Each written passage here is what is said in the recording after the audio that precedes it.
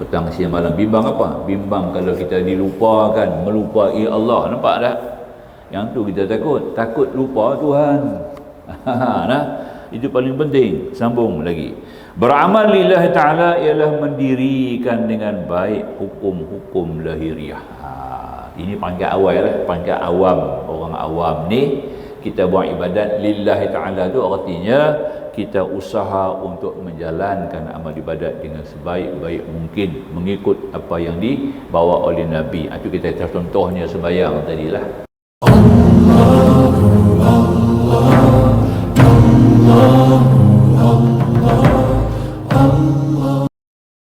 Asyiral Hudar, insyaAllah kita lanjut lagi masih pada kalam hikmah yang ke-10 ya. Ikhlas adalah jiwa amal ibadah lahiriah, muka surat 53. Pada perkara ceraian C ya, perkara C, ikhlasul arifin. Ini yang tertinggi sekali, ataupun sebagai maqamul abrar, disebut juga sebagai ikhlas maqam abrar, maqamul abrar ya, yang tertinggi. Ataupun ikhlasul muqarrabin ya. Arifin ni maknanya orang yang tinggi, sudah menguasai ma'rifah yang tertinggi ya, itu artinya arifin, golongan yang sudah menguasai ilmu ma'rifah yang tertinggi. Muqarrabin, perkataan qaraba ya, qurbah, mendekatkan diri, artinya golongan-golongan yang telah mendekatkan dirinya kepada Allah. Ibadat yang kita lakukan, yang dibuat adalah semata-mata kerana qurbah, untuk mendekatkan diri kepada Allah. Tidak ada motif apa-apa yang lain daripadanya, semata-mata kerana mendekatkan diri kepada Allah. Itu kita panggil golongan muqarrabin.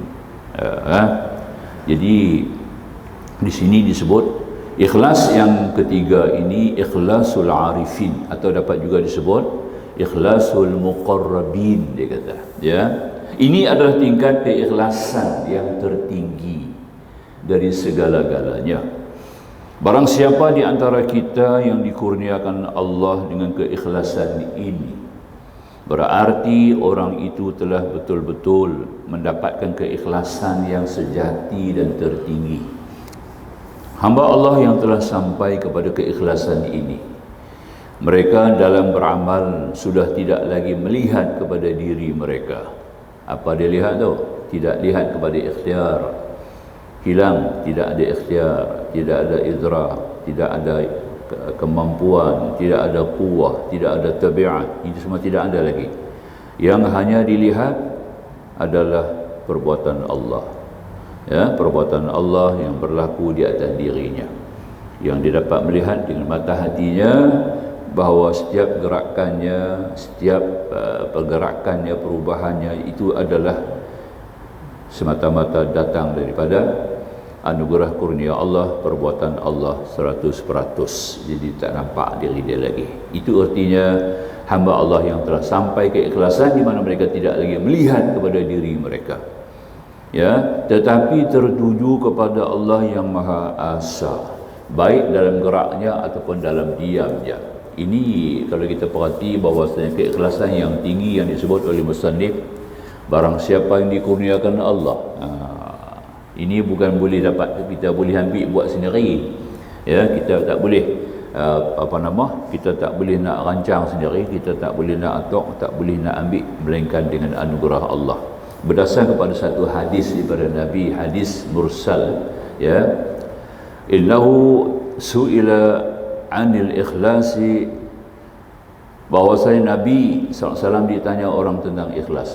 Orang tanya, sahabat tanya dekat Nabi, innahu su'ila anil ikhlasi, apa dia ikhlas itu ya Rasulullah? Faqala hatta as'ala Jibril. Maka Nabi pun bertanya, tunggu dulu, Nabi kata, hingga aku bertanya kepada Jibril, aku pun tak tahu. Nabi kata, nanti aku tanya kat Jibril ya. Falamma sa'alahu, maka ditanyalah kepada Jibril, qala hatta as'ala Rabbal Izzah. Tanya dekat Jibril, Jibril pun tidak tahu. Kata Jibril, tunggu dulu hingga aku bertanya kepada Rabbul Izzah, Tuhan, kepada Allah Subhanahu wa taala. Aku tanya Allah sendiri. Ikhlas ni ya. Falamma sa'ala qala lahu huwa sirrun min asrari udi'uhu qalba man ahbabtu min ibadi. Itu dia. Allah pun jawab.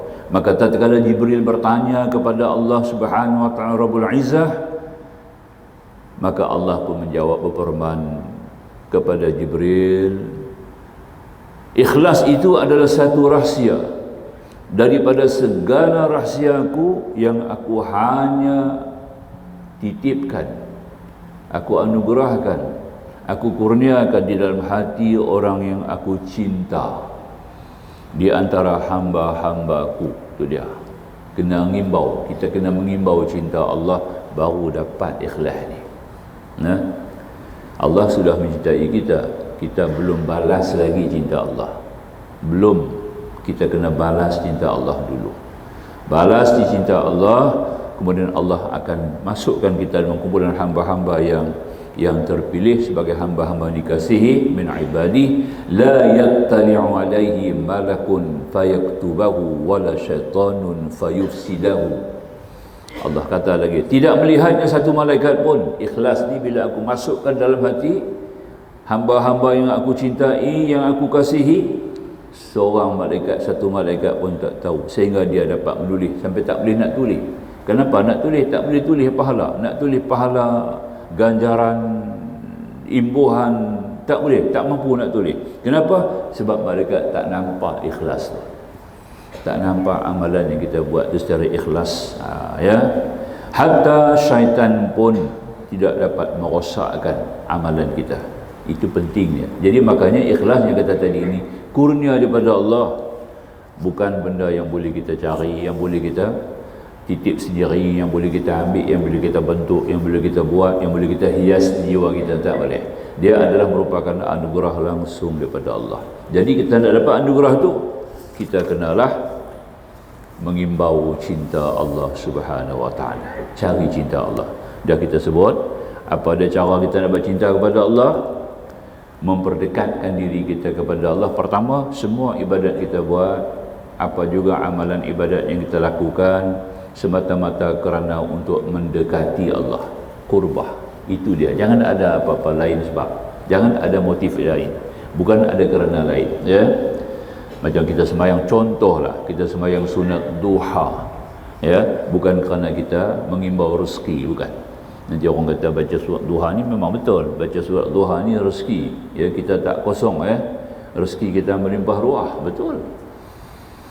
Tapi kalau kita buat untuk perangkat itu, baru jadi ikhlas yang pertama. Ikhlas yang paling rendah sekali lah, yang kita sebut sebagai ikhlas yang dah kita baca pada awal, ikhlasul abidin.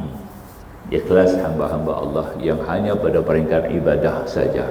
Dia buat ibadah ni ada sebab. Dia buat itu, dia buat ini, semuanya ada sebab.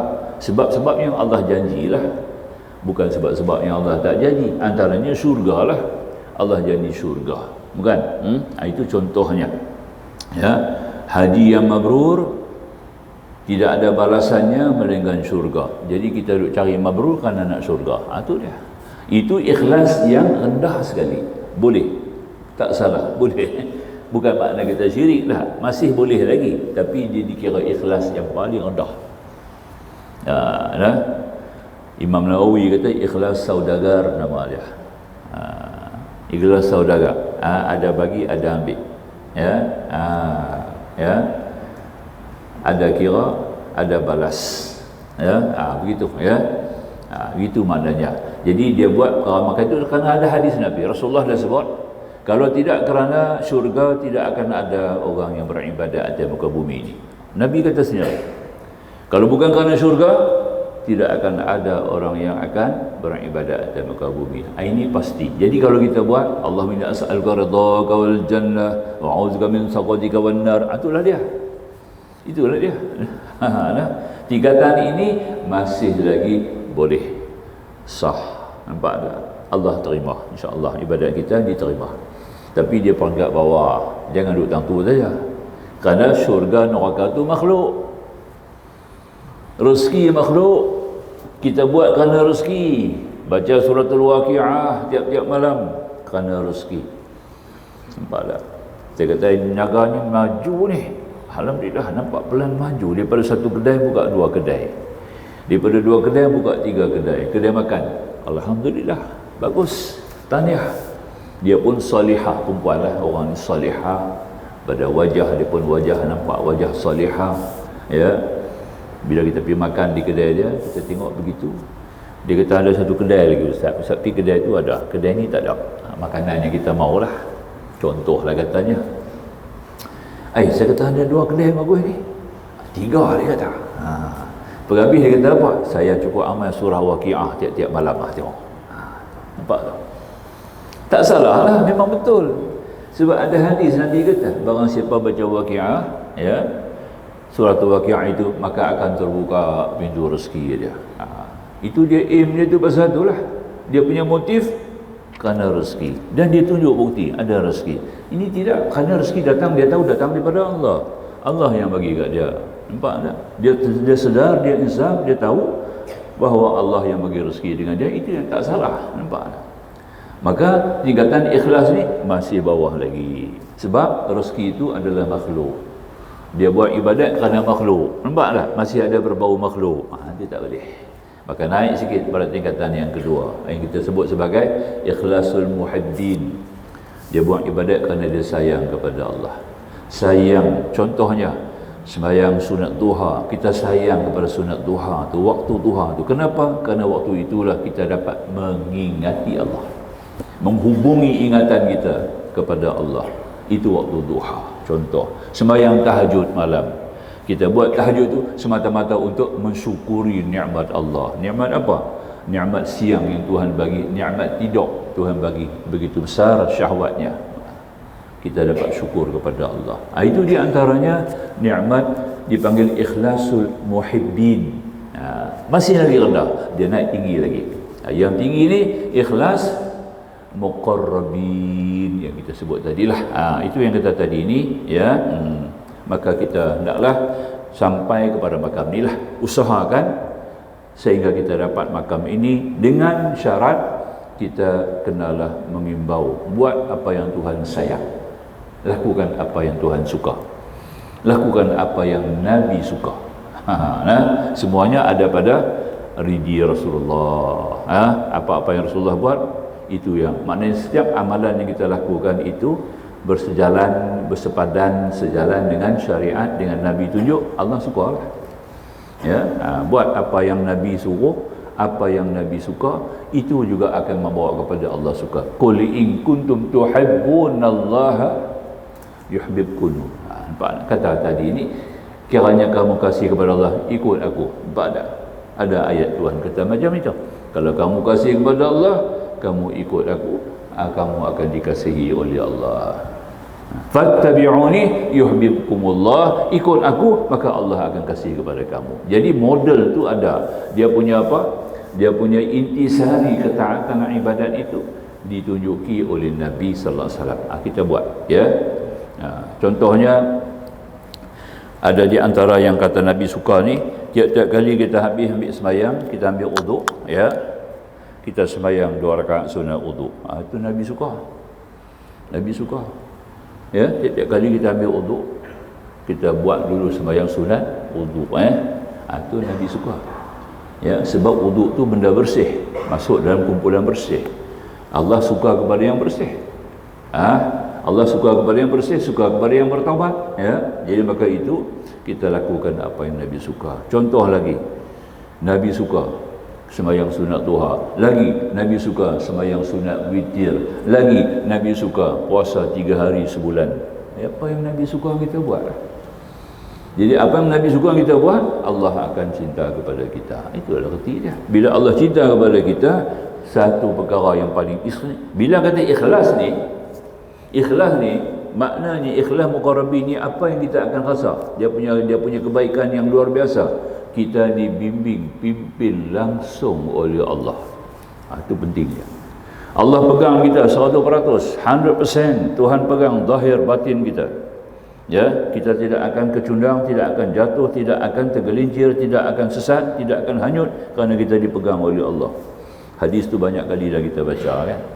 Ya, seorang hamba Allah yang mendekatkan diri kepada Allah, dengan melakukan segala yang Tuhan yang aku fardukan kepadanya, di samping dia terus mendekatkan diri kepada aku dengan melakukan amalan-amalan yang sunat. Apabila dia melakukan amalan-amalan yang sunat, maka aku cinta kepadanya. Nampak? Bila aku cinta kepadanya, telinganya dengan aku dia mendengar. Tengok. Matanya dengan aku dia melihat. Mulutnya dengan aku dia berkata-kata. Tangannya dengan aku dia menyentuh, memegang. Kakinya dengan aku dia berjalan. Kalau Tuhan dah pegang semua tu, kita selamatlah. Kita tak akan jatuh, tak akan ketundang, betul tak? Ya? Mata kita Tuhan jaga. Sekarang kita nak kena jaga mata kita sendiri. Jangan tengok tu, jangan tengok ni. Ya? Jangan iri, jangan dengki, bagai-bagai. Itu mata tu. Ya, kejahatan mata tu banyak. Telinga pun juga. Sekarang kita nak kena kawal telinga kita, nak dengar itu. Ya? Kita tak mau dengar, orang bagi kita dengar. Kita nak kena lari. Apabila kita sudah dapat makam ni, makam ikhlas ni yang Allah beri ni, habis. Allah akan lencong kita ke lain. Nampak tak? Ya? Macam saya buat tadi lah, bila bawa makan kenduri, nak pergi kenduri sekarang mesti ada bunyi-bunyi kan, ada muzik lah apa semua. Kadang-kadang dia bawa speaker 12 inci sebelah telinga kita. Nak suap pun tak pernah masuk nasi. Ya? Tapi tak apalah, hiburan kenduri ini boleh lah. Ada kenduri ini, ada hiburan, tak ada masalah, boleh. Jangan keterlaluan sudahlah. Patut-patutlah ya. Jangan ada gelek, joget lambak apa itu, janganlah. Masuk Bollywood apa tu semua janganlah ya. Patut-patut pada badan adalah bunyi-bunyi sikit. Memang kenduri kahwin walimah ni dibenarkan, diharuskan lah. Bukan dibenar, diharuskan. Jadi walau demikian juga, itu sudah masuk dalam lara. Dalam kumpulan adab, dia masuk dalam bab lara, sia-sia. Nampak? Jadi orang ni yang Tuhan jaga telinga ni, Tuhan jaga mata, dia pergi juga kenduri. Sebab kenduri wajib kena pergi, orang panggil. Bila ada syarat-syaratnya yang pada, kita pergilah. Syarat-syarat yang pada tu kita pergilah. Ada syarat-syarat yang tidak berpada, jangan pergi. Nampak tak? Kenduri yang ada kelas. Orang ni kelas apa, orang ni kelas apa. Ya, orang ni makan pinggan apa, orang ni makan pinggan apa. Hang makan pinggan plastik, nampak tak? Hang makan pinggan kaca, yang ni tak boleh. Kalau ada majlis dulu tu, kita jangan pergi kenduri tu. Kenduri tu tidak diwajib, nampak tak? Tidak. Kecuali kalau ada hubungan yang boleh membawakan keretakan antara kita dengan tuan rumah tu, baru kita pergi, nampak? Kalau tak pergi, siap? Tuan rumah tak cakap, kita terus. Jadi kita kena pergi jugalah. Kena pergi jugalah, walaupun ada perkara yang tak kena. Nampak? Dia buat joget lambak, kita tak boleh pergi lah. Tapi tuan rumah dengan kita tu very sensitive, nampak tak? Ya? Kalau kita tak pergi kenduri, dah siap boikot terus, tak cakap dengan kita, nampak tak? Dah. Jadi kita nak jaga supaya perhubungan dia tidak retak. Gagah pergi juga dengan terpaksa, dia masuk dalam kategori darurah, nampak? Orang ada bunyi lah, sampai-sampai duduk-duduk tu bunyi-bunyi muzik dia lena. Tuhan bagi dia lena, ya Allah, nampak tak? Orang duduk makan, dia duduk lena apa? Ya? Tidak. Ini antaranya yang Tuhan pegang mata dia, nampak? Tuhan tak bagi dia dengar, Tuhan bagi dia lena. Itu memang betul lah, ya? Memang betul. Itu di antaranya. Yang antaranya kita tarik ini, kita punya buya Allahyarham Profesor Dr. Hamka, dia sendiri jadi lagu tu, nampak tak? Tergagah juga pergilah, dia kata. Tapi dilenakan Allah, nampak tak? Tuhan bagi dia lena. Ya. Sedap-sedap, majlis pun dah selesai. Dia kata tak payah makan, dia nak balik. Duduk lama lah. Lama duduk. Dekat 15 minit, 20 minit dah lena pun jadi. Nampak tak? Dapat nikmat tidur selesai. Nampak tak? Dan dengan sendiri, dia telah diberikan Allah kekenyangan. Ya? Allah bagi dia rasa kenyang lah sendiri. Ini semua Tuhan pegang. Itu kata maksud bila kita sampai ikhlas ni, ikhlas muqarrabin ni, Allah telah pegang kita segala-gala. Itu yang kata tadi, ini syaitan pun tak boleh masuk, malaikat pun tak boleh nak tulis pahala, sebab tak nampak. Itu dia punya rahsia yang tinggi tadi. Sambung insya-Allah ya. Jadi hamba Allah yang telah sampai ke ikhlasan ini, mereka beramal sudah tidak lagi melihat kepada diri mereka, saya baca balik ya, tetapi tertuju kepada Allah yang Maha Asa, baik dalam geraknya ataupun dalam diamnya, mereka betul-betul telah merasai pengertian hakiki daripada kalimah la haula wala quwwata illa billahil aliyyil azim. Kalimah ini sebenarnya telah menguasai jiwa mereka. Tidak ada sebarang kekuatan, tidak ada sebarang tabiat melainkan dengan Allah. Itu baru betul, barulah kita dapat dapat kita menguasai betul-betul keimanan kita kepada sifat Allah, qiyamuhu binafsihi. Itu dia, nampak? Tentulah akhir dia. Sebelum wahdaniyat dia ada qiyamuhu binafsihi. Dah sampai qiyamuhu binafsihi, semua Allah. Bukan aku lagi dah. Allah berdiri sendiri, bukan dengan kita, bukan dengan alam, bukan dengan makhluk, bukan dengan sampingan, bukan dengan wasilah, bukan dengan wasitah, bukan dengan sampingan, bukan dengan pertolongan, bukan dengan syarikah. Nampak? Semuanya Allah Subhanahu wa taala. Diri kita, peribadi kita Allah. Inilah yang kita sebut sebagai zikir yang disebut oleh Imam Nawawi. Kita ada zikir tu sebelum ni, kita dah baca dah dalam kitab juzuk kita yang kedua. Kita dah baca juzuk kedua dulu ya. Zikir masuk dalam hizib Imam Nawawi kan. Ilallah wa minallah wa anallah wa fillah wa billah. Nampak tak? Semua Allah, tak ada lagi dengan kita. Zikir tu kita amal cukup bagus. Dalam hizib An-Nawawi ada sebut, dalam juzuk hikam kitab kita yang kedua, juzuk yang kedua hikam ada sebut. Kita buka balik ada dalam tu ya. Zikir tu amalkan. Jadi la haula wala ini cukup tegas, dan saya pernah ingatkan banyak kali juga bila kita bangun pagi, awal-awal kita awali dengan 3 kali bismillah. Ya, ambil dah ayak segelas. Kita pagi-pagi minum ayak kan. Daripada kita baca buah ayak segelas, tak ada masalah. Buah ayak segelas. Bismillahirrahmanirrahim 3 kali. Kemudian la haula wala, jangan wa, jangan pasang wala. Wa tu jangan. La terus. La haula wala quwwata illa billahil aliyyil azim. Minum ayak dah. Jadi semua perkara jadi. Penawak pun dia, ilmu pun dia, taufik pun dia, nampak tak ya? Ma'rifah pun dia. Itu tinggi tu. Dengan nama Allah. Kita mula dengan nama Allah segala. Aku nak bangun ni pun dengan Allah. Aku nak pergi sembahyang ni pun dengan Allah. Aku nak turun pergi masjid pun dengan Allah, bukan dengan aku. Sebab aku tidak wujud pada hakikatnya. Yang wujud hanya Allah. Yang wujud zat Allah. Yang wujud sifat-sifat Allah. Yang wujud perbuatan Allah. Yang wujud nama-nama Allah. Apa yang ada pada aku tidak ada apa-apa. Nampak? Dia pikuk mana? Itu yang saya sebut tadi pada bab bila kita sujud sembah kepada Allah Subhanahu wa taala, khususan dalam sembahyang tu, kita kena fahamlah apa yang kita sujud kepada kewujudan Allah. Apa yang kita sujud kepada kewujudan Allah. Wujud Allah macam mana? Wujud Allah adalah wujud yang dikuatkan dengan sifat-sifat salbiah. Tidak ada awalan, tidak ada permulaan, nampak tak? Tidak ada kesudahan, tidak ada persamaan, tidak ada persyarikatan. Itulah yang kata wujud yang aku sembah sekarang. Nampak? Baru tak nampak apa. Nampak ya? Itu dia kan ya? Kalau tak reti yang ni, kacau. Habis sembahyang kita tak ada. Dia tak pergi ke mana. Tak pergi ke mana. Nampak ya? Duk kosong tu lah. Tak sampai kepada Allah. Sembah sujud kita kepada Allah, kepada kewujudan Allah. Nafsiyah. Itu paling penting ya. Baik, sambung. Tenggelam mereka dalam perasaan yang betul-betul dan tidak dibuat-buat menurut pengertian hakiki kalimah tadi. Kita sampai kepada peringkat hakikat syariat, tariqat, hakikat. Ini sampai hakikat ni. Ni kira hakikat ni. Yang ni tujuan beramal dalam tingkatan ini ialah semata-mata menghampirkan diri kepada Allah. Nampak? Ya. Tingkatan ni dia beramal kerana mendekatkan diri kepada Allah Subhanahu wa taala. Tidak ada motif lain lagi dah. Bila dah dekat dengan Tuhan, Allah ni segala-gala, semua dia habis, semua kita dapat. Nak gaduh apa? Nampak? Kita duk fikir apa lagi?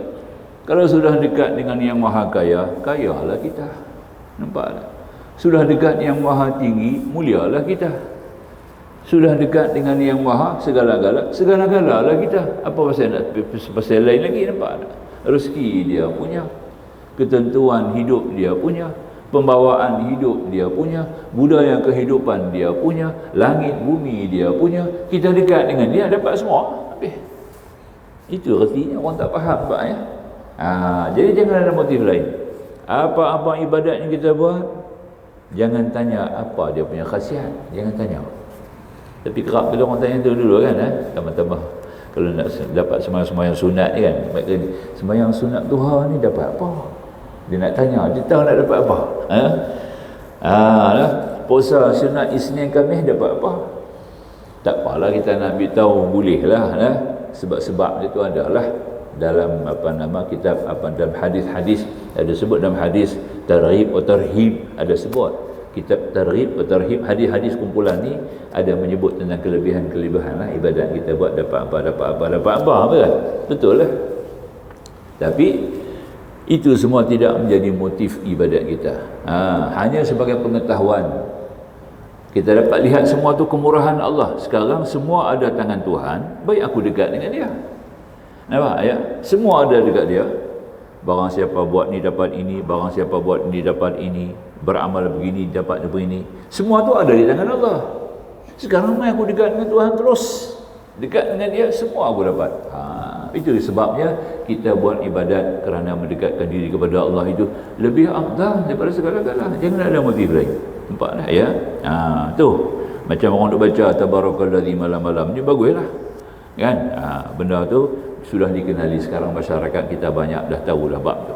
Dulu banyak orang tak tahu. Berapa lama dah kita tak tahu, berpuluh-puluh tahun dah ya. Orang tua kita pun tak abang, tok guru kita pun tak pernah abang kata tidur sebelum malam tidur baca tabarakallazi. Mana ada orang abang dulu tak tahu. Kebelakangan ni baru tahu. Baru dapat tahu. Adanya YouTube, adanya TikTok, orang dapat tahulah adanya surah-surah ni bila dibaca malam bagus. Maksudnya dalam hadis Nabi dah awal dah ya. Tu dia. Saya dah amal benda ni masa umur saya 11 tahun. 11 tahun dah sudah amal ni tabarakallazi ni, nampak tak? Dengan paksa tak baca tabarakallazi tak dapat makan, tu dia main dah, tak boleh makan nasi malam ni. Kalau hangpa tak baca tabarakallazi hangpa tak boleh makan. Tapi tak abang pasal apa? Orang tuan tak abang kat kita, nampak tak? Kena baca, tidur Nabi buat, dia kata tu dia dah. Nak makan, baca pasal nak makan. Nampak? Bukan pasal nak tidur. Bukan pasal nak makan. Hang tak baca, tak dapat makan. Itu dia. Itu satu dia. Ini satu amalan yang kita tadi ni, orang tu tahu. Tapi yang buka cita, dia tak abang pasal apa. Nampak tak? Kita pun bawa lah. Tu, tapi saya tak buat dekat anak-anak saya dulu tu. Nampak tak? Anak-anak kita lagi bijak. Hang tak boleh makan, aku makan tang lain. Itu dia. Hari ni budak kan, hang tak bagi makan tu dah aku bidang lain. Lagi bijak dia kan. Kita dulu taat subuh tapi makan tang lain dah. Daripada hari tu. Jadi hari ni baru kita didedahkan rupanya rahsia besar antara fadilah dia tabarakallazi ni boleh menghindar daripada azab kubur. Ada lagi yang kita tak tahu benda ni. Nampak tak? Ada banyak lagi tabarakallazi ni, bukan pasal azab kubur saja ya. Orang yang buat tabarakallazi ni, pertama orang yang amal tiap-tiap kali tabarakallazi malam, dia tidak akan kena ilmu hitam, tak kena. Tak akan kena sihir. Nampak tak? Itu dah. Sebab sihir ni berlaku pada malam, siang tak jadi. Sihir ni dia akan jadi malam, siang tak. Nampak tak? Dalam surah ada sebut, dalam surah Al-Falaq ada sebut kan? Wa min syarri nafasati fil 'uqad. Itulah. Ya. Qul a'udzu falaq min syarri ma khalaq wa min syarri ghasiqin idza waqab. Ya. Dia kejahatan apabila telah jadi dalam keadaan kelam. Bila mai malam baru jadi kejahatan. Kejahatan apa? Sihir. Sebab itu Firaun bila cabar Nabi Musa, dia cabar waktu malam. Musa tak mau. Allah kata kepada Musa, suruh dibuat pada siang. Jumpa waktu duha. Dua siang tak jadi.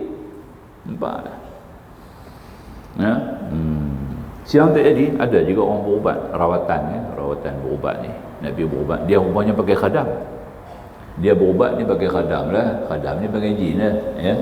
Mana ada khadam lain lagi? Malaikat bukan khadam. Ya. Nabi berubat pergi siang, orang pergi malam banyak, orang pergi jumpa dia siang. Ada satu orang pergi jumpa dia siang. Nampak tak? Saya pergi jumpa siang Ustaz, dia kata. Lepas saya tengok siang tak ada orang, dia pun lapang. Turun berubat, dia kata tak boleh. Kena main maghrib saat ni baru boleh. Nampak tak? Sebab siang tak jadi. Khadam dia tak mau main siang. Nampak tu? Makna kata ini ada hubung kait dengan ilmu sihir. Ya. Maka Nabi Musa cabar Firaun, kita buat waktu duha. Tu waktu duha. Ya, waktu duha tu dia satu waktu yang mujarab. Semua perkara kita buat insya-Allah mujarab.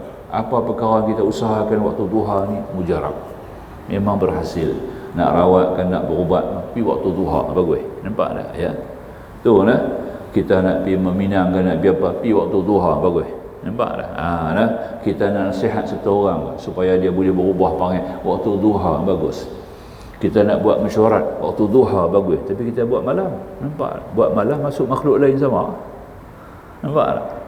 Nampak kelebihan. Luqmanul Hakim. Nasihati kepada anak dia waktu duha. Dia cari waktu duha nasihat. Dia buh dua orang anak dia nasihat.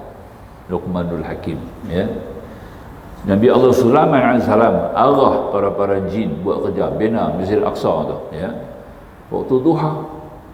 Banyak kelebihan waktu duha tu, ya. Itu dia. Di tabarakallazi, bukan baca waktu malam, waktu duha pun baca. Itu dia. Baru jadi semua. Barang siapa baca tabarakallazi pada waktu duha, ya, maka dia akan terpelihara daripada segala jenis wabak penyakit berat-berat tak kena. Demam cerit tu ada lah, penin-penin tu ada lah, biasa sebab itu berhubung dengan makanan urusan, ya. Kata wabak nak kena ilmu sihir, ilmu hitam tak kena. Tabarakalladzi waktu duha, ya. Allahu Akbar sembahyang waktu duha, baca tabarakalladzi. Cantik, nampaklah. Dia ada 8 rakaat. Ini semua rahsia dia banyak, kita tak buat. Ya. Satu lagi, ya, kita kena faham. Orang yang berpuasa, cuba baca tabarakalladzi. Nampak tak? Orang berpuasa ni baca tabarakalladzi, ya. Ketika dia berpuasa ni, tak kira lah pagi ke petang, ya. Bila dia beramal ni waktu duha tadi ini, maka Allah akan bagi kat dia ilmu ikhlas. Ikhlas ni kita mengajar ni kita nak dapat ni. Nampak tak? Dia akan beroleh keikhlasan yang luar biasa. Tuhan akan bagi dekat dia. Ya, itu satu kelebihan yang kita dapat. Tenggelam, ya. Tenggelam mereka dalam perasaan yang betul-betul dan tidak dibuat-buat menurut pengertian hakiki kalimah tadi. Tujuan beramal dalam tingkatan ini semata-mata menghambakan diri kepada Allah. Apabila keikhlasan sebelumnya bertujuan mencari tasihul iradah. Ya, ini perbaiki tujuan hati untuk lempang licin jalan ibadah menjurus kepada Allah. Kalau kita buat sebelum ni semata-mata kerana untuk menjurus untuk sampai ibadat kita kepada Allah, ataupun sampai kepada mardatillah, sampai kepada keredaan Allah Subhanahu wa taala. Aku buat ni ibadat ni untuk mencari keredaan Allah. Itu yang pertama. Ya. Apabila keikhlasan sebelumnya sifat lillahi ta'ala. Sekarang kita buat peringkat pertama, lillahi ta'ala, lillahi ta'ala, lillahi ta'ala, betul tak? Ya. Usalli fardhu subhi lillahi ta'ala. Betul tak? Usalli fardhu zuhri lillahi ta'ala. Ini peringkat mula lah. Ya. Atas nama Allah. Masa kita masih terima kita buatlah. Masih lagi kita menilai diri kita sebagai yang membuat, yang ada kemampuan berbuat. Betul tak? Ini sifat setiap orang ibadah. Ini kumpulan abidin, golongan abidin. Ikhlas abidin, orang yang sampai pangkat ini. Ini dah jadilah. Tetapi sifat ibadah pada tingkatan ini yang kita baca sekarang ni, pada makam muqarrabin ini, tingkatan billahi ta'ala, bukan lillah lagi, dengan Allah. Tadi bagi Allah, kerana Allah, lillah tadi. Sekarang sampai kepada peringkat dengan Allah. Dengan Allah aku boleh berdiri sembahyang. Dengan Allah aku boleh baca Fatihah. Dengan Allah aku boleh rukuk dan sujud. Dengan Allah. Nampak tak? Baru tu. Bukan dengan aku. Bukan dengan kuasa aku, bukan dengan ikhtiar aku, bukan dengan kekuatan aku, bukan dengan kemampuan aku, bukan dengan kekuatan semuanya kita tolak, tak pakai. Ini peringkat yang kedua. Kena sampai ni. Kena sampai di sini, kita kena latih. Dengan mana kita dapat ni? Kena banyak berzikirlah.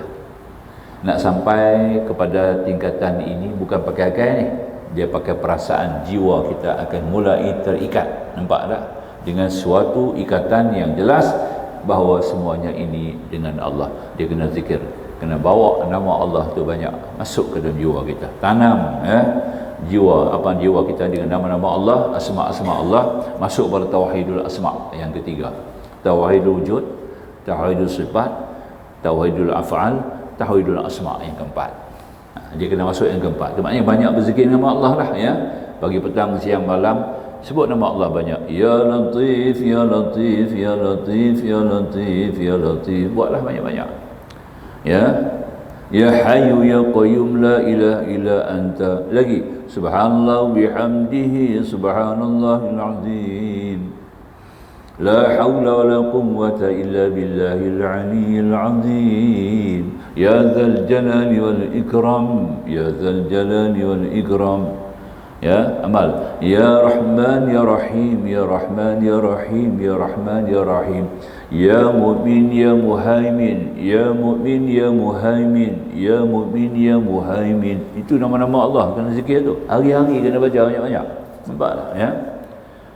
Dalam berjalan, dalam gerak, dalam duduk, dalam baring baca. Nampak tak? Itu dia. Kita tengah malam tak boleh lena. Bangkit sandang, ambil tasbih, baca. Nampak tak? Jangan duduk saja, tak boleh lena. Nampak? Pergi tengok bola, tak boleh. Tak kena no? Tak boleh lena, sandang, ambil tasbih. Ya zal jalali wal ikram, ya zal jalali wal, jangan bagi saja. Nampak? Boleh tak? Nah? InsyaAllah tuan-tuan, beramal macam ini, kita akan dapatlah makam ni yang Tuhan bagi ni. Kita akan nampak lain daripada yang lain, kita akan terasa lain daripada yang lain. Barulah kita akan rasa kita dekat dengan Allah Subhanahu Wa Taala, dan tidak ada sebarang kebimbangan. La khaufun alaihim wa la hum yahzanun.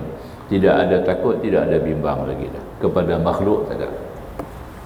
Kepada makhluk tidak. Tapi kita bimbang kepada Allah. Pagi, petang, siang, malam. Bimbang apa? Bimbang kalau kita dilupakan, melupai Allah. Nampak tak? Yang tu kita takut. Takut lupa Tuhan. Nah, itu paling penting. Sambung lagi. Beramal lillahi ta'ala ialah mendirikan dengan baik hukum-hukum lahiriah.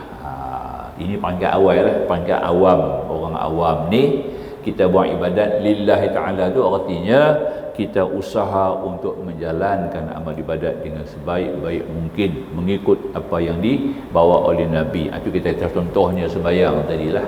Yang kata lillahi ta'ala, sembahyangnya kena sempurna. Jangan lillahi ta'ala, sembahyang tak sempurna. Nampak tak? Itu yang kita duk tekan banyak kali. Ibadat salat kita tu antara ibadat yang terpenting. Salat tu ibadat badaniyah, yang kita menghadap ibadat ubudiyah, ibadat badaniyah, ibadat ruhuriyah. Nampak? Jadi dia masuk dalam soal, bila kita beramal ibadat tadi ini tuan-tuan, dia kenalah bagi sempurna. Sebab tu Nabi tekan, sallu kama raaitumuni usalli. Kamu sembahyang macam mana kamu tengok aku sembahyang. Itu dia, nampak tak? Maknanya kita kena ambil kira daripada awal takbir sampai bagi salam. Empat perkara saya sebut banyak kali dah. Pertama, dia punya frame, kerangka dia, zahir dia kena sempurna. Rukun 13 itu bagi elok, bagi kembang, bagi selesai. Jangan ada tak sudah. Itu nombor satu. Kedua, dia punya hakikat dia. Hakikat dia. Hakikat tadi ni apa? Sentiasa menunggu-nunggu masa untuk mendedahkan hajat kita kepada Allah. 5 waktu ni adalah waktu ketika kita bermunajat, artinya bertemu dengan Allah untuk mendahirkan hajat. Itu hakikat sembahyang ni. Sembahyang ni 5 waktu ni habuan dapat berjumpa raja bagi segala raja. Nampak tak? Faham ya? Kita masuk dalam balai rum Sri, ya, Izzah nama dia. Bukan itu dia ya. Balai rum Sri Izzah nama dia. Menghadap Allah Subhanahu Wa Taala untuk mendahirkan hajat kita. Sebab kita sentiasa berhajat kepada Allah. 24 jam tak ada sunyi daripada hajat dia dah, ya. Tu. Dia tahan saat nafas kita tercungap-cungap, masa tu kita nampak kita berhajat kepada Allah. Nampak tak? Itu dia lah. Yang tak ada erti apa pun kena tengok Tuhan juga. Oh my God. Nampak tak? Yang disebut juga kat mana pun kan? Kok mana pun disebut juga ya. Kalau orang Kristian dia tak kata juga, dia kata Jesus. Tidak ya. Dia sebut nama Jesus lah. Tidak. Kita sebut nama Allah, ya Rabbi, ya Tuhanku. Nampak tak? Karena kita sudah ada fitrah tu, memberi erti. Itu maknanya dalam keadaan mana pun kita akan sebut macam itu. Sudah ada. Jadi pendek-pendek kata kita kena fahamlah apa yang kita faham tadi ini, iaitu bila kita lillah ni, samalah ibadat kita tadi ini mestilah menjadi yang kedua. Yang ketiga, dia punya ruh. Kena jaga dia punya ruh. Ruh salat. Ruh salat ni apa dia? Ruh salat ni adalah khusyuk. Khusyuk ni apa dia? Nak faham, khusyuk ni artinya tawaduk. Nak faham khusyuk tu tawaduk. Kita kena tawaduk dulu baru boleh khusyuk kepada Allah. Khudu' ni maknanya kita kena ada suatu kenyataan yang dalam diri kita bahawa kita ni segala-galanya kekurangan. Iaitu nombor satu dulu. Serba kekurangan ada pada kita. Itu kita kena faham. Kemudian baru kita hiasi dengan adab-adab. Ya, adab-adab sebagai seorang hamba Allah, bagaimana dengan Allah, bagaimana itu kita perlu kepada ilmu adab. Perlu kepada ilmu adab. Boleh faham ya? Itu dia. Contoh kita katalah tawaduk ni, nak dapat tawaduk ni ya. Tiap-tiap kali kata Nabi, kalau tidak menjadi keberatan kepada umat aku, akan aku suruh mereka takhirkan Isya dan bersugi pada tiap-tiap waktu. Contoh. Yang dua perkara ni Nabi suruh, tapi Nabi kata kalau tak menjadi keberatan kepada umat aku. Nampak tak ya? Tiap-tiap kali bila kita nak ambil wuduk, kita bersugi. Bersugi itu siapa? Kerana kita nak baca Quran dalam sembahyang, nak menghadap Allah. Aku nak, di hati kita kata aku nak menghadap Allah. Aku nak kena baca kalam-kalam Allah. Mestilah dalam keadaan mulut yang bersih. Nampak tak? Maka tu aku bersugi kerana Allah. Ambil berus gigi kosong. Jangan berubat. Jangan pakai ubat gigi tu, ubat gigi lingkup lagi kita ya. Hari-hari 5 kali duk pakai ubat gigi lingkup lah. Tak payah. Berus kosong tu. Kalau tak ada kayu sugi, pakai berus. Ya, sikat berus. Kita niat aku bersugi kerana Allah. Ya. Kerana aku nak menghadap Tuhan, aku nak bermunajat dengan Tuhan, aku nak baca kalam Tuhan. Inilah masuk tawaduk. Nampak tak? Itu erti tawaduk, bukan merendah diri, bukan. Merendah diri sebahagian daripada tawaduk tu, merendah dirilah sebahagian daripadanya. Nampak dah? Banyak lagi kan? Itu dia. Tu. Jadi ilmu adab ni sangat pentinglah dalam soal ni. Ini kita dapat lihat dalam kitab Ihya Ulumuddin ya. Kita baca kitab Ihya Ulumuddin, kita akan jumpa lah ada Masyarus Salikin. Itu kita adab yang mengajar kita kepada tawaduk. Bila kita amal adab-adab ni, kita akan jadi tawaduk. Bila jadi tawaduk, baru boleh khusyuk kepada Allah. Nampak tak? Kalau tidak ada tawaduk, kita tak boleh khusyuk kepada Allah. Barulah kita isi pula ilmu-ilmu yang berkaitan dengan ma'rifah, yang kita pernah sebut juga banyak kali dah. Kita kena adalah syarat-syarat batin solat. Siapa ada kitab bimbingan mukmin di rumah, bimbingan mukmin ada dalam tu ya, syarat-syarat batin solat. Tentang buka dalam Syiarus Salikin pun ada, dalam bimbingan mukmin pun ada ya. Muslimah muslimin ada kitab tu di rumah, buka tengok syarat batin, bukan syarat zahir, syarat batin solat. Syarat kita tahu ya, kalau tak ada syarat ibadat tu Tuhan tak terima tau. Sebab sah satu ibadat kerana dua. Sesuatu ibadat itu sah kerana dua. Kerana pertama ada rukun, kedua ada syarat. Apabila bergabung rukun dengan syarat, jawab dia sah. Nampak tak?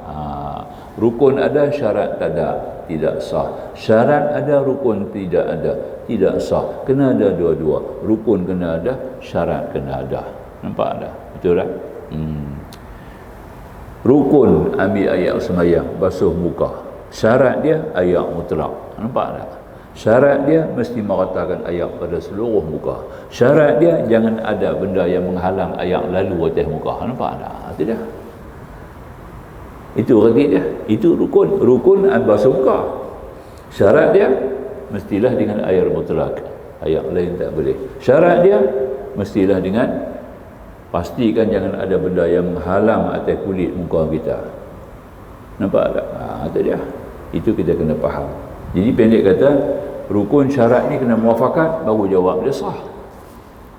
Itu cara kita mengaji, nampak tak? Rukun tak tahu, syarat tak tahu, macam mana nak sah? Macam mana kita nak gabung? Rukun pun tak tahu, syarat pun tak tahu. Kalau kita cek balik hari ni, banyak yang tak tahu bab ni. Banyak yang tak tahu. Nampak tak?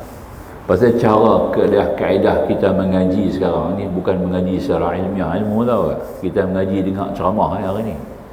Pengajian hari ni di mana-mana masjid lazimnya di Malaysia ni lah. Ya. Hanya dalam konteks ceramah ya. Dia tak tahu sebenarnya ilmu apa dia kena mengaji. Nampak tak? Bergantung kepada penceramah. Dengar ceramah tu, dengar ceramah ni, dengar ceramah tu, nampak tak?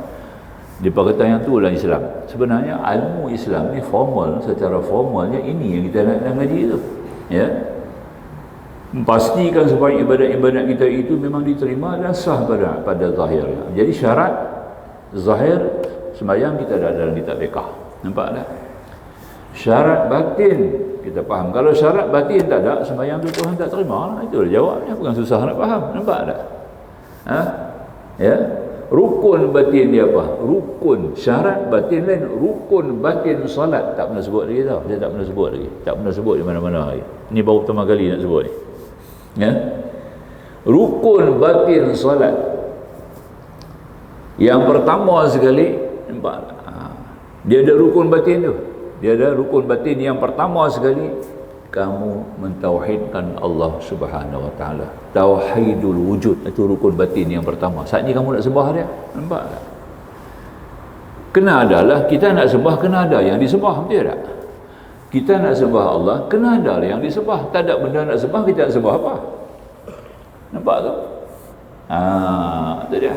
Maka itu dia kena rukun yang pertama sekali, rukun batin solat, iaitu kamu mestilah mentauhidkan kewujudan Allah Subhanahu wa taala dulu.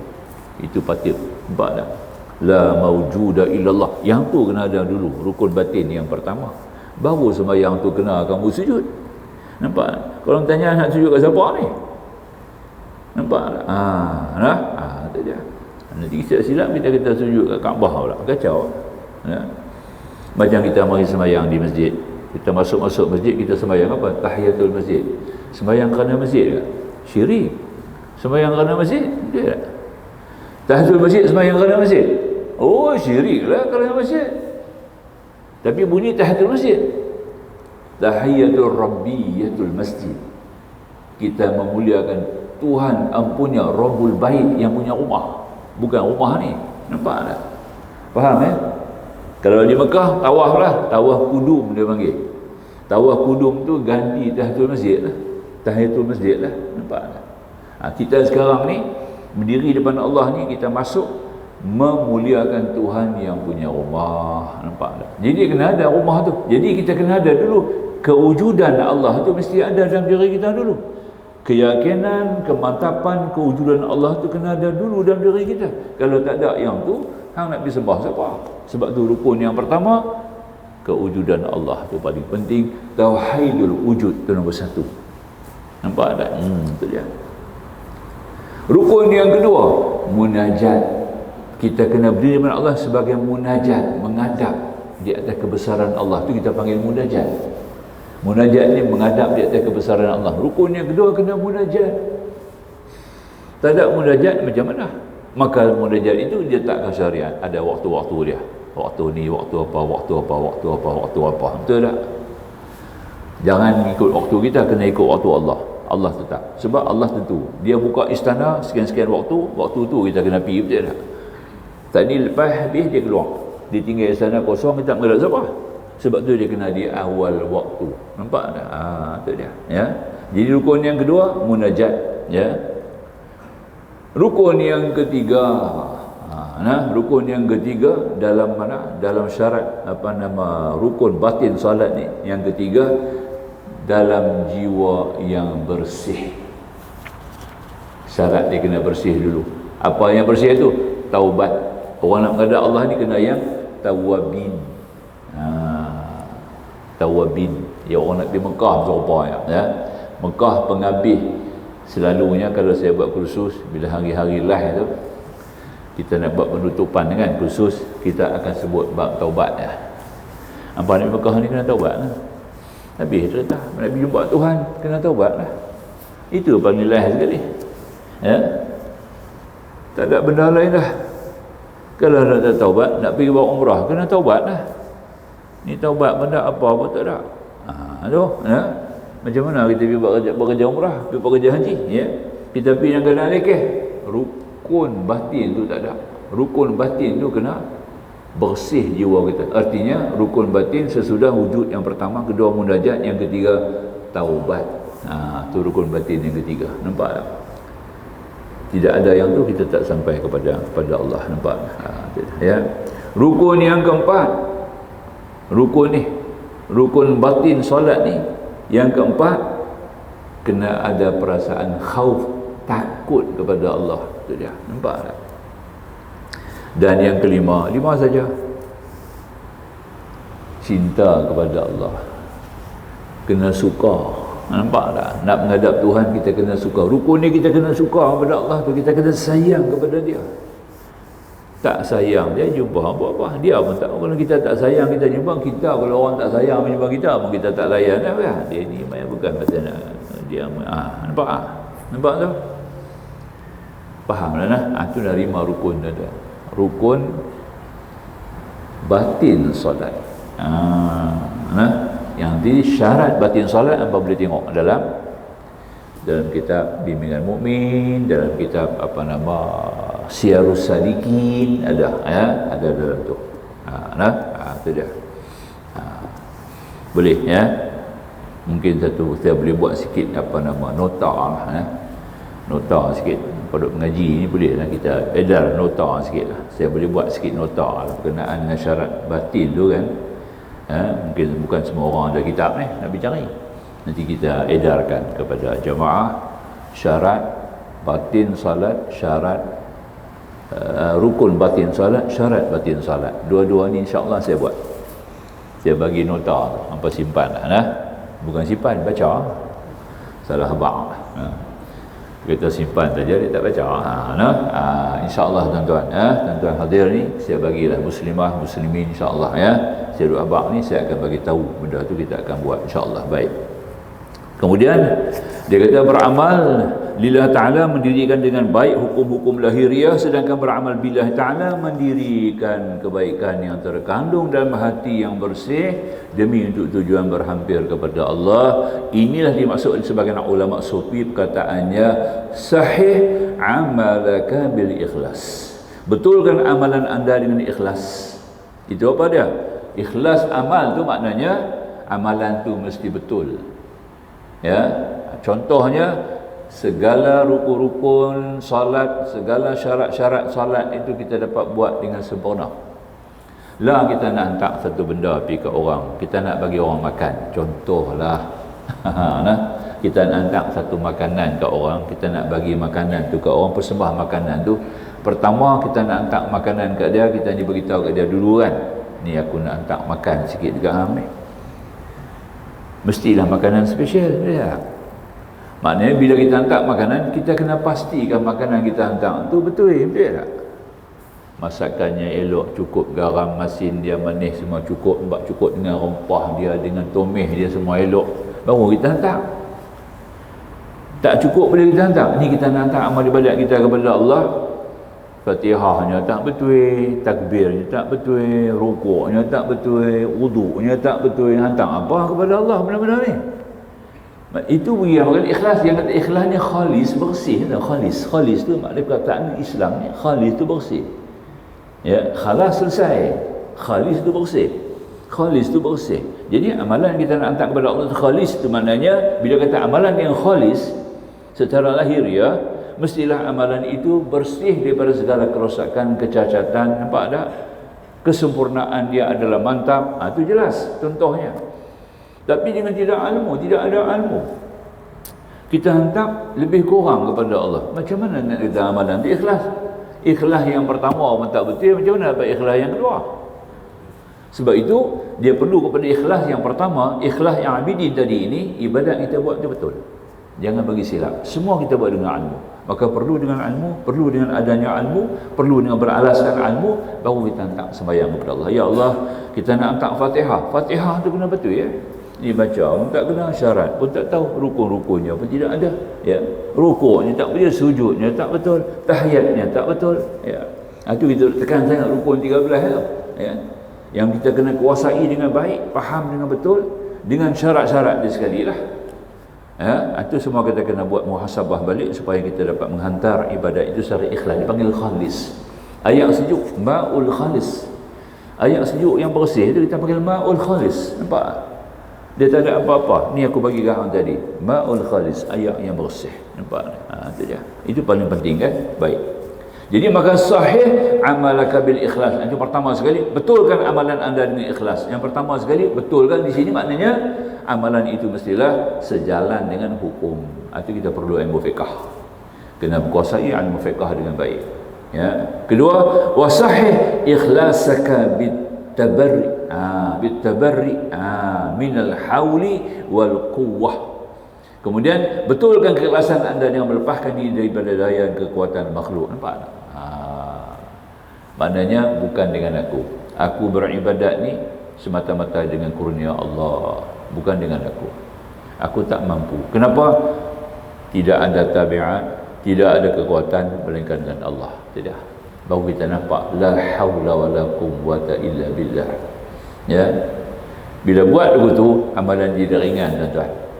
Rasa tak lama. Kita sembahyang 4 rakaat tu rasa lagu tak sampai 1 minit, 2 minit rasa. Kata 4 rakaat habis. Nampak tak? Dia mau lagu tu. Tapi dia rasa lama. Tu kerana tak kena. Nampak tak? Bila tak kena, bila lama jadi berat. Bila berat tak buat. Nampak tak? Itu dia. Tapi kalau kita buat 4 rakaat ni rasa ringan. Allahu Akbar. Ya. 1 minit lebih kita rasa tak sampai 1 minit 4 rakaat habis. Tapi buat dengan sempurna tu. Bukan dengan kokoh dengan apa dah. Cukup dengan dia punya syarat, dengan sunat, hayat, dengan ab'ad sembahyang contohnya 4 rakaat sebelum zuhur kita buat ya. Ya. Dia akan datang lagi keinginan untuk nak tambah, nak baca surah-surah yang panjang. Nampak tak ya? Rakaat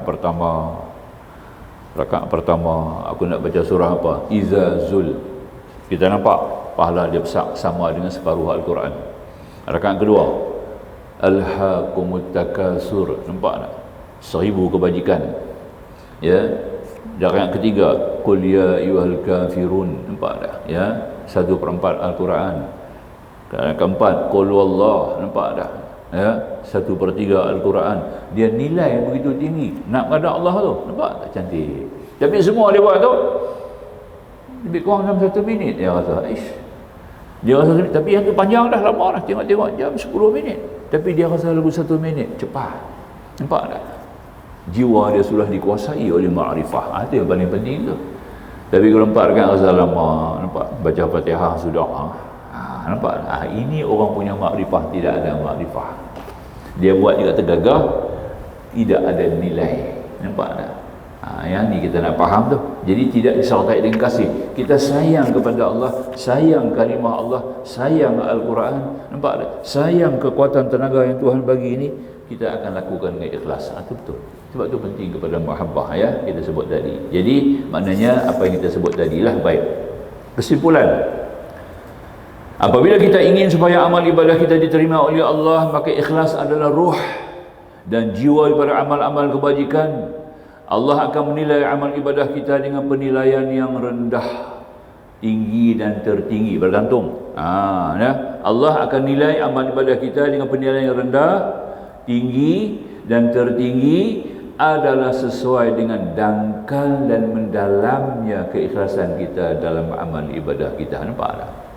Dia ikut kita punya keikhlasan. Ikhlasan duduk tambah tingkatan mana? Tingkatan abidin, atau muhibbin, atau muqarrabin. Ada tengok tingkatan kita, bergantung pada tingkatan itu kepada ma'rifah kita. Ma'rifah kita. Nah, Makrifah kita rendah, rendahlah ikhlas kita. Makrifah kita tinggi, tinggilah ikhlas kita. Begitu ya. Itu kita nak faham tadi. Beramal dengan ikhlas itulah yang diperintah Allah dan seluruh hamba-Nya. Bagaimana firman Al-Quran, "Wa ma umiru illa liya'budullaha mukhlishina lahu-d-din hunafa wa yuqimus salata wa yu'tuz zakata wa dzalika dinul qayyimah." Dan mereka hanya diperintahkan untuk menyembah Allah dengan tulus ikhlas, beragama untuk Allah semata-mata, berdiri lurus menegakkan sembahyang dan membayar zakat. Itulah agama yang sebenarnya. Al-Bayyinah. Mudah-mudahan kita selalu dikurniakan oleh Allah dengan melaksanakan amal ibadah apa saja dengan keikhlasan yang betul-betul menurut perintah Allah. Amin ya rabbal alamin. Aqulu qawli hadza. Astaghfirullahalazim li wa lakum wa akhirul kalam. Wallahu subhanahu wa ta'ala a'lam. Bismillahirrahmanirrahim. Alhamdulillahil alamin. Wassalatu wassalamu ala rasulina bil karim nabiyina Muhammad wa alihi wa sahbihi ajma'in. Subhanaka la ilma lana illa ma 'allamtana innaka antal alimul hakim. Rabbi shrah lana sudurana wa yassir lana umurana. Rabbana atina fid dunya hasanah wa fil akhirati hasanah wa qina adzaban nar. Walhamdulillahil alamin. Wassalamu alaikum warahmatullahi wabarakatuh.